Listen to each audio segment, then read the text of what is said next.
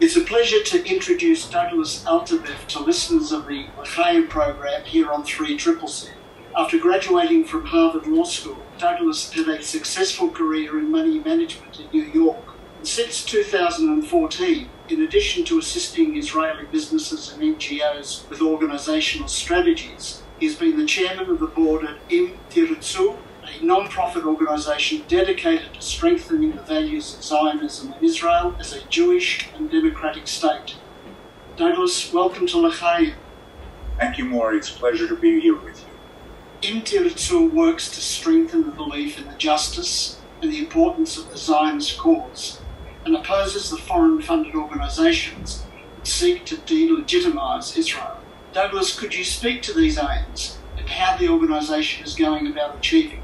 Sure. At the outset, I would say that many people are surprised to hear that an Israeli organization needs to focus on nurturing Zionism within Israel and fighting anti-Zionism within Israel, because one would assume that there would be great consensus on this matter, but sadly that's not the case.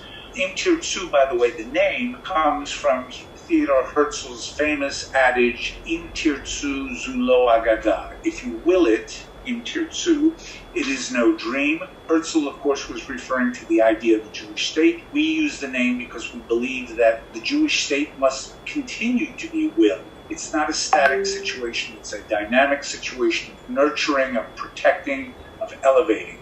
Our origins are from right after the 2006 war, when soldiers went back to the campus, specifically Hebrew University, and were being told that the army that they just fought in was committing war crimes and crimes against humanity, and the country that they were defending was a colonialist occupier.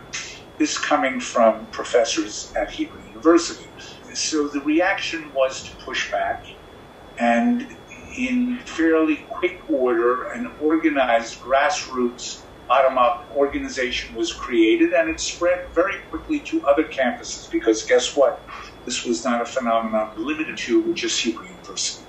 So Im Tirtzu has always been very strong on our nation's campuses. We have a two-pronged mission which comes from Tanakh, Swor Merah ve'oseh tov. Distance yourself from evil and do good.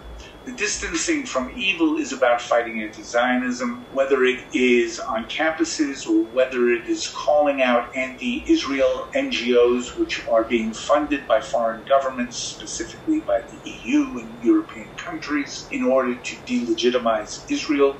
And the Oseh Tov is a function of elevating the values of Zionism, teaching, nurturing within our society.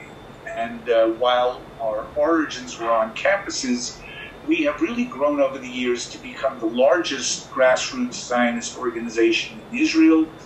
And I say that based on the fact that we have a Facebook following Hebrew that's greater than 250,000, an English language following greater than 110,000, which is clearly the largest in Israel. And we have now 35 civilian branches, groups of adults all over the country who want to partake in our activities, who want to be part of what we are doing to protect and nurture Zionism. And we've really grown to become what I would call the voice of Middle Israel.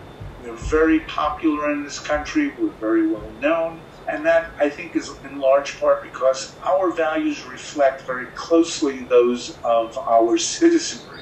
Israel is a country with a very strong citizenry. We often have a very dysfunctional government, but the citizenry remains quite strong, quite understanding of the uniqueness of Israel's place in the world, the only Jewish state, surrounded by adversaries. And there, a great many Israelis, remember, come from either Arab countries, the Mizrahim, or Russians coming from the former Soviet Union. So the commonality there is they have each seen a movie, so to speak, that they don't want to see the sequel to.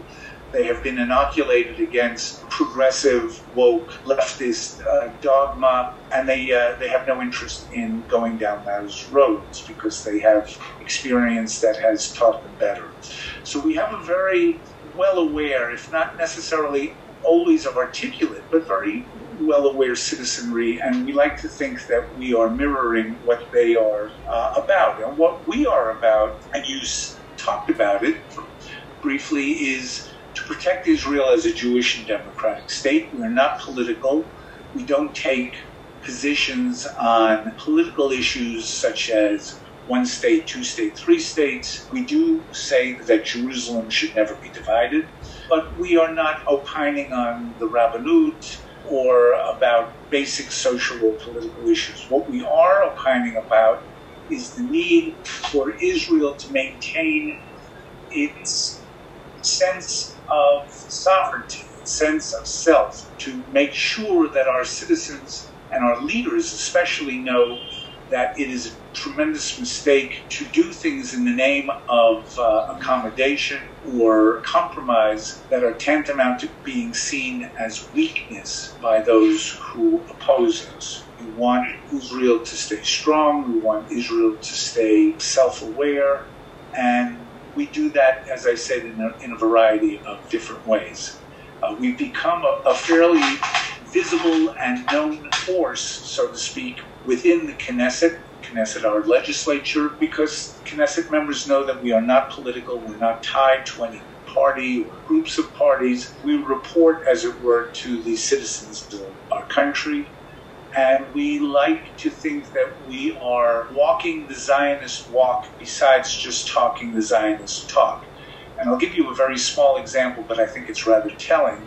A couple of years ago, 2 soldiers came into our offices independently, right around the same time, and each said the same thing. I have been denied service in a restaurant because I showed up in uniform. And we said, can't be. And they said, well, it happened. So we went back with them to the restaurants in question. One was an Arab restaurant in Haifa, one was a Jewish restaurant in Tel Aviv, and the same thing happened. So we took that fact to friends in the Knesset, and within a matter of weeks, legislation was passed quite overwhelmingly in the Knesset that no soldier in uniform could be denied service in a public accommodation. Now, is that earth-shattering? No.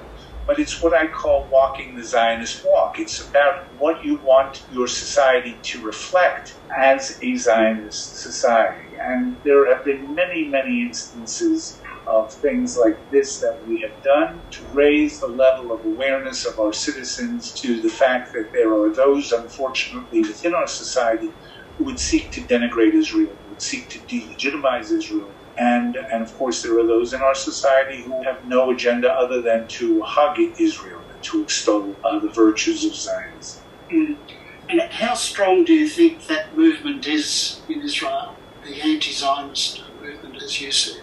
You know, it's like a lot of things in this country that are not necessarily strong in terms of the popular support that they have or the number of supporters that they have. However, they do enjoy great financial resources. They do enjoy great placement on campuses, within the media, within our culture to some extent. And so there is, and even sad to say, within our judiciary system, you can't look at it from a perspective of the numbers of followers. You look at it from the perspective of their influence, and their influence is significant. By the same token, our influence, an organization like Im Tirtzu, which gets no government funding, is totally dependent on the largesse of our private supporters, hits way, way, way above our weight in terms of our own budget reality. We have thousands of volunteer activists who participate with us in a given year in terms of our various activities. And so I would say that the issue of influence is a two-way street in this country. And of course, our real mission is to blunt and counterbalance the influence of those typically on the left who would want to delegitimize Israel and our mission as a Zionist Jewish state. Recently, you wrote an opinion piece that appeared in the Jerusalem Post titled, "If Israel does not assert sovereignty, it will lose it." The opening line includes a statement that Israel is suffering from a crisis of conviction. Could you explain what you meant by that? And do you believe there is a non-violent solution to that crisis? Yes, I believe that crisis of conviction is a sense of self-awareness, a sense of the need to stand up for ourselves. We live in a difficult neighborhood. The Middle East is not like Western Europe. The Middle East is not like North America. The Middle East is not like Australia. We are surrounded by adversaries.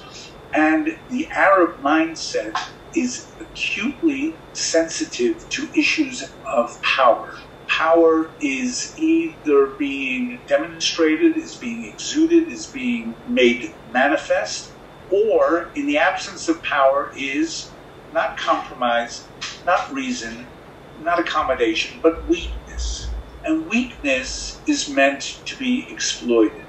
So a crisis of confidence here means the unwillingness to exert our control, to affirm our sovereignty, and to say this is our place. Like it or not, this is our place.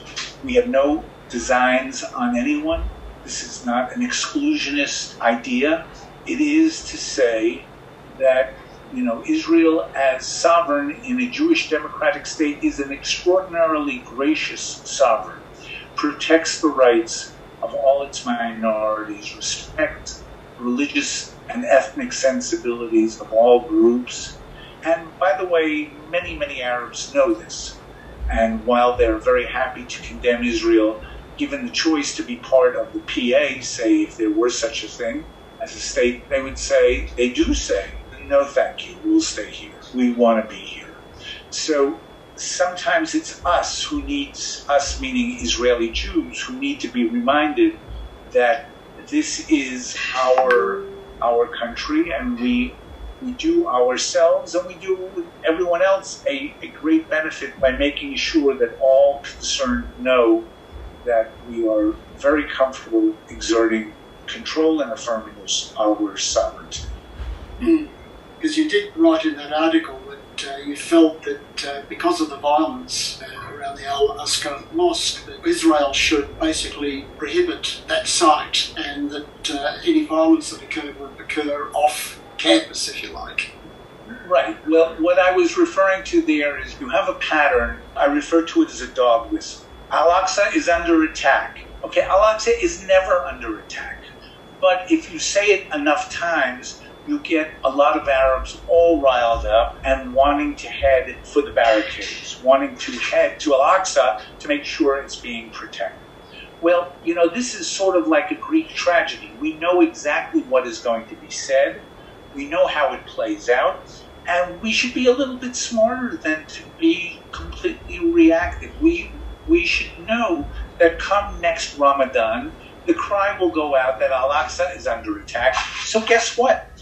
Guys, last Ramadan, there were riots. So this Ramadan, no one's going. All right? Let's learn a lesson. No one's going this year. And maybe if things quiet down, next year everyone can go back.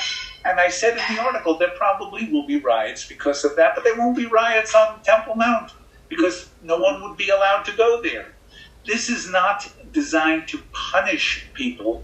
This is designed to make people understand what the situation is, what the protocol is, who's in charge. Arabs are great in understanding that. It is a dogma of Islam that, you don't fight an invincible force.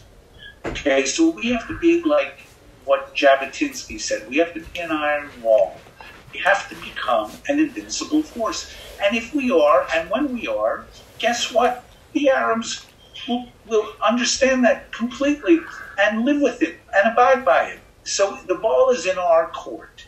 The ball is in our court to assert that sovereignty, to be strong, to stand up straight, and to say, guys, we are that invincible force. We're very happy to accord you all the respect and all the deference that your faith requires. But the price of admission is for you to understand that there are rules here, that there is a modus operandus here, and a modus vivendi here. And if you get with it, we'll be very good neighbors. And if not, there's going to be consequences. That's all.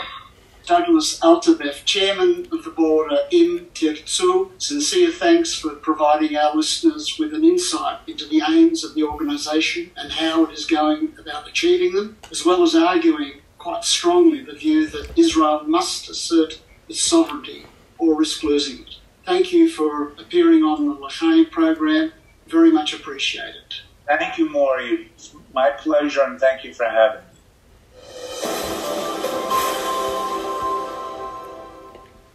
Douglas Altabef with his Im Tirtzu, an outstanding organisation. I recall Im Tirtzu being on the Ben Shapiro program May last year, discussing the ugly Arab violence in Lod in support of the Hamas war, with their over 4,500 rockets fired into Israel. Im Tirtzu is very active on social media, combating anti-Israel NGOs and others with their anti-Israel anti-Semitism. Please follow and support Im Tirtzu on social media. Great interview, Murray. Great work. I loved it.